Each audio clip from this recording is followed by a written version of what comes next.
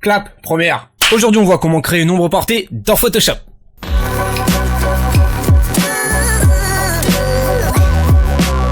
Salut, c'est Alex pour La Retouche, j'espère que vous allez bien. En tout cas, je vais super bien. Vous pouvez bien sûr me retrouver sur le blog laretouchephoto.com pour retrouver plus de tutos sur de la retouche photo. On voit ensemble comment progresser sur notre retouche et surtout se faire plaisir sur nos photos.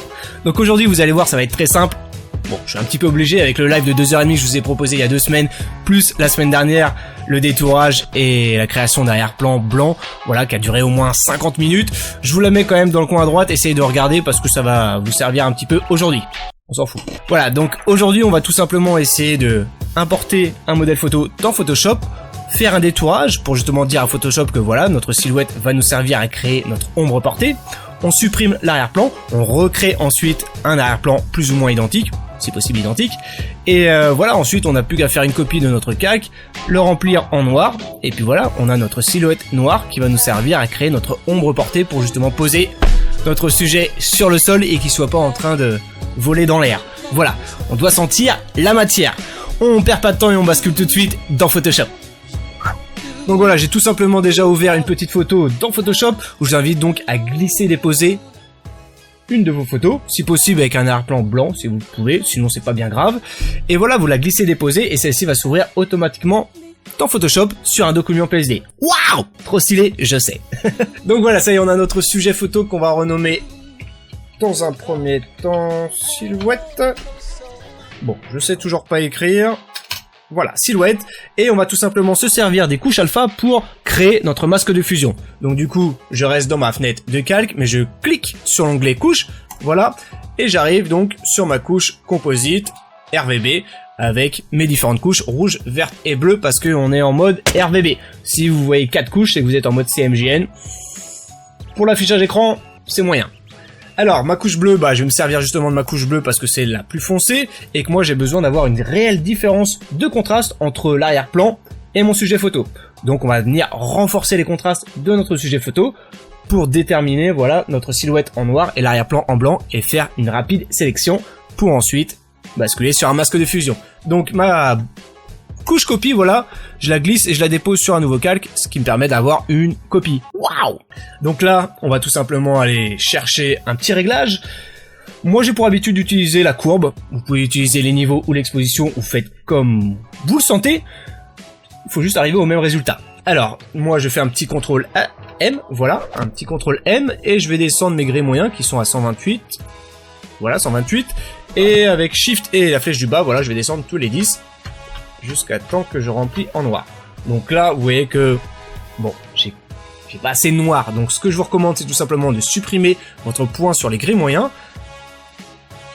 Alors, tu veux pas, merci, voilà, avec la touche supprimer. Et on va prendre directement le point noir et voilà, le pousser sur les blancs. Donc là, ça marche plutôt pas mal. Il me reste encore 2-3 petits points de lumière, vous voyez là. Alors, on va remettre un petit peu. Donc les yeux et la ceinture posent problème. Je remplis à fond, mais vous voyez qu'après, j'ai des contours sacrément dégueulasses. Donc, vaut mieux éviter, et on va finaliser après. Donc, j'essaie de remarquer à quel moment ça part en vrille. Et voilà, 200, on va rester à 200, j'aime bien les chiffres ronds, comme vous le savez. Une fois que c'est réglé, on clique sur OK. Et voilà, donc là, si je fais un contrôle-clic gauche, je sélectionne le blanc sur ma vignette. Le problème, c'est que voilà, moi j'ai besoin d'avoir une réelle silhouette. Donc là c'est pas possible, vous voyez que je sélectionne aussi le blanc du ceinturon et à mon avis aussi des yeux. C'est pas possible, donc je fais un CTRL D pour désélectionner. Je prends mon pinceau, voilà. Je m'assure d'être sur une dureté à 100% pour éviter de déborder avec un flou tout pourri. Voilà. Et je remplis. Voilà.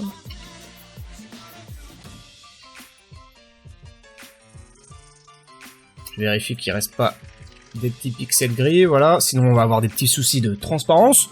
Sur une silhouette, c'est pas bien grave, mais bon, si on peut éviter, c'est mieux quand même. Ok, je pense que c'est bon. Alors là, on fait un petit contrôle-clic gauche comme ceci. Donc là, je vais encore une fois sélectionner le blanc. Pour m'assurer que mon blanc est rempli à 100% de blanc, je le remplis en blanc une nouvelle fois. Édition, remplir. Là, je vois que ma couleur du premier plan, c'est du noir, donc c'est pas terrible. Je me mets sur du blanc. Ok. Voilà, donc là mon blanc est rempli à 100% de blanc, c'est cool. Pour éviter de perdre ma sélection, je vais tout simplement faire sélection intervertir, ou là le raccourci majuscule CTRL-I pour ceux qui savent. Voilà, donc là j'ai sélectionné le noir, je peux rester sur le noir, faire majuscule F5, cette fois-ci me remettre sur couleur du premier plan pour sélectionner le blanc, le noir. Voilà, ok, et c'est réglé. Donc là je garde ma sélection active, voilà. Je me remets sur ma couche RVB comme ceci pour la réactiver, parce que si vous restez comme ça, voilà, vous avez un petit indicateur de Photoshop qui vous dit que c'est pas terrible, et un petit truc qui va pas, faut revenir dans les couches et réactiver la couche composite, la couche générale, la couche RVB. Voilà, on revient sur calque, comme ceci, j'ai toujours ma sélection qui est active, c'est cool. Et là, je viens en bas de la fenêtre de calque pour créer justement un masque de fusion. Pouf, et voilà, c'est réglé, j'ai plus d'arrière-plan et j'ai ma silhouette, c'est cool. Bah c'est très bien, sauf qu'on n'a plus d'arrière-plan, donc je vais venir recréer un arrière-plan, couleur unie, hop, je me remets sur du blanc, je supprime le masque de fusion, ça descend, et voilà, j'ai ma silhouette au premier plan. Ça peut aller un petit peu vite, mais normalement il n'y a pas de surprise. Voilà, donc là maintenant on va pouvoir créer notre roman porté. Wouhou! Enfin, on a dit qu'il fallait faire une copie, donc je fais un CTRL-J, ou alors pour les petites feignasses, vous faites un clic droit, dupliquer le calque, voilà. Et on va renommer silhouette ombre. Allez, cette fois-ci on se la fait en français, ok.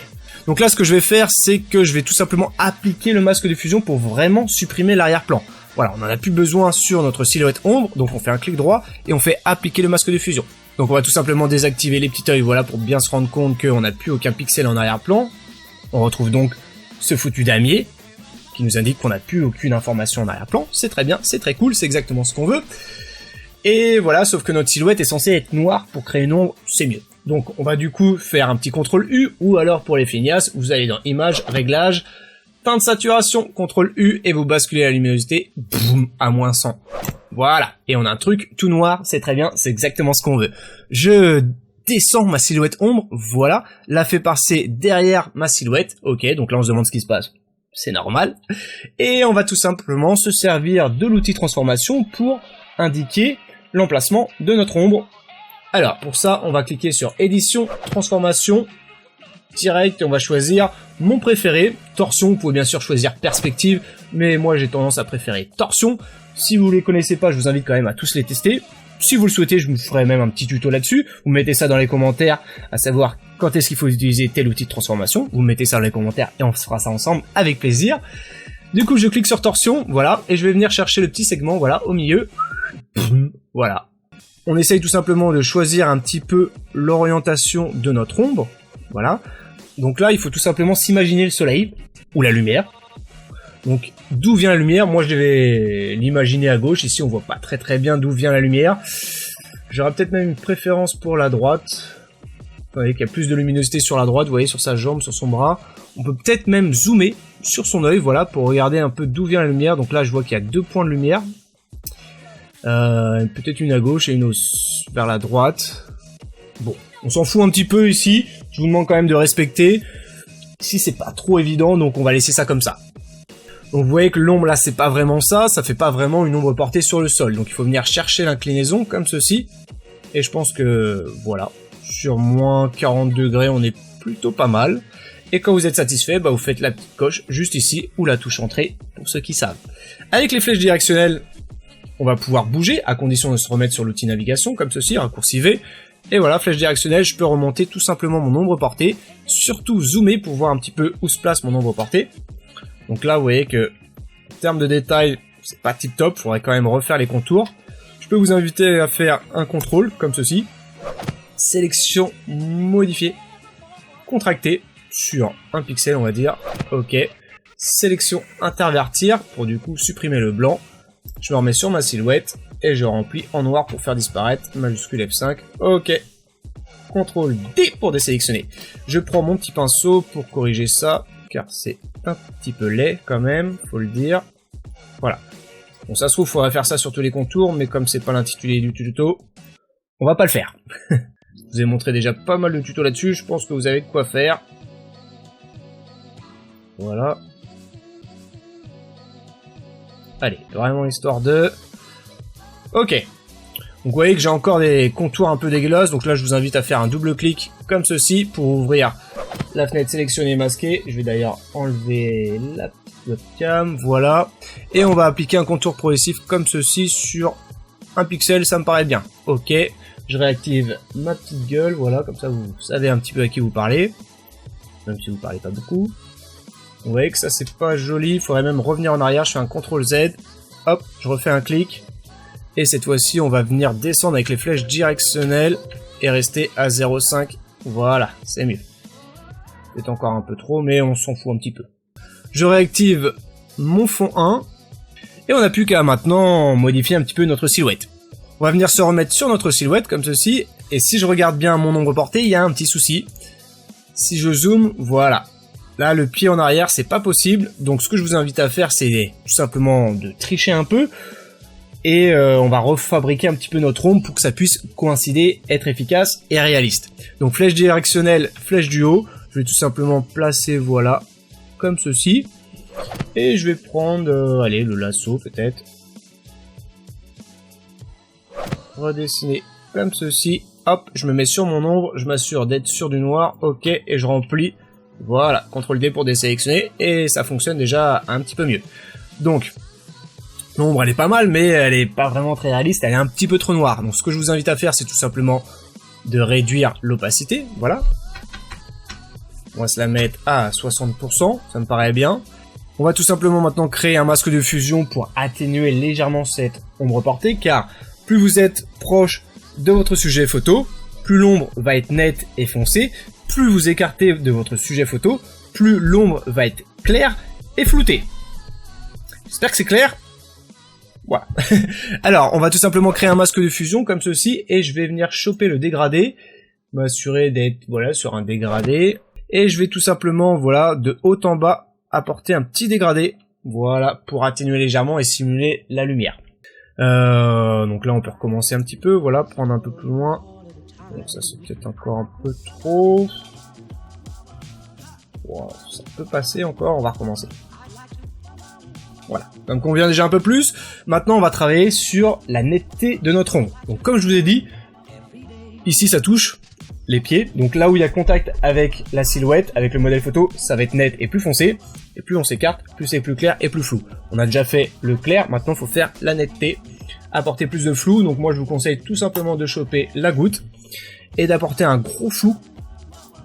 Donc là, vous voyez que je fais une bêtise. Regardez bien où vous travaillez. Il faut tout simplement se remettre sur la silhouette. Voilà, cherchez le petit encadré blanc qui vous indique tout simplement que vous travaillez sur le bon calque. Et là, on va pouvoir flouter. Voilà. Donc j'ai une intensité à 100%, c'est un peu violent. Pour le premier coup, ça va très bien. Et ensuite, on va se mettre à 50% ppr. Merci, voilà. Et on atténue. On atténue jusqu'à temps qu'on se rapproche de notre modèle photo. Donc là, par contre, je mets un petit peu moins de clics. Voilà. Et je fais un petit peu moins de passage. Je repasse même sur le haut. Hop. Et ça me convient. Maintenant, on se dit que l'ombre portée, bah, elle est un petit peu grise. Il faudrait tout simplement souligner la lumière du soleil. Simuler un petit peu la balance des blancs. On va tout simplement apporter légèrement plus de bleu sur une ombre portée. Donc là, je vous invite tout simplement à vous balader dans la rue et à regarder l'ombre, comment celle-ci évolue en fonction des horaires. Si on se retrouve plus vers midi, on va avoir une ombre bleutée. Si on est plus vers 18h, on va plutôt avoir une ombre plutôt violette. Voilà. Donc, pour justement teinter un petit peu cette ombre, il y a différentes techniques. Là, je vous en propose une aujourd'hui. Vous créez un nouveau calque des réglages, vous mettez sur couleur unie. On va aller chercher une couleur plutôt bleue, donc soit vous la faites manuellement, ou alors vous connaissez légèrement un petit peu vos valeurs. Donc là, moi je vais me dire rouge, on va se mettre à 70. Dans les verts, on va se mettre à 100. Et dans les bleus, à 150. On a trop de saturation, je vais me mettre à 40. En luminosité, on va se mettre à 50. Ça me convient. Je supprime le masque de fusion, j'en ai pas besoin, ça me permet d'économiser légèrement de la mémoire sur mon document PSD, ok. Et ensuite, je crée un masque d'écrêtage, voilà. Je reste appuyé sur Alt, vous voyez que la petite flèche apparaît, et clic gauche. C'est réglé, voilà. On a réussi à teinter légèrement notre ombre. Bien sûr, vous pouvez revenir dessus si vous le souhaitez, et modifier et apporter une couleur plus folklorique. Voilà, ça marche moins bien, mais bon, si vous le souhaitez, il n'y a pas de souci. Là, je vais faire annuler et garder mon bleu. Voilà, c'est réglé. On a notre ombre portée, on sent que notre sujet photo repose sur la matière. Je vais tout simplement passer à la suite et vous montrer un deuxième exemple. Donc, hop, on bascule sur un document PSD, voilà. Un chien aussi, ça marche, pareil, j'ai travaillé dans les couches, comme ceci, vous voyez que j'ai ma bleue copie, voilà, qui est là. Et ensuite, voilà, c'est simple, hein, je crée ma silhouette, je la remplis en noir, je recrée mon fond blanc, et j'ajoute une petite couleur qui est d'ailleurs la même. On va se mettre à 40 ici, voilà. Là on était à 70, 100 ici et puis 150. Voilà. Et voilà, c'est réglé. Et je vois que en termes de contours, ça pourrait être un petit peu mieux. Vous voyez là les contours, donc on va peut-être apporter un petit flou. On va se mettre à 0,35, ce que j'aurais dû faire tout à l'heure, mais bon voilà. Ok. Et puis voilà, c'est réglé, hein.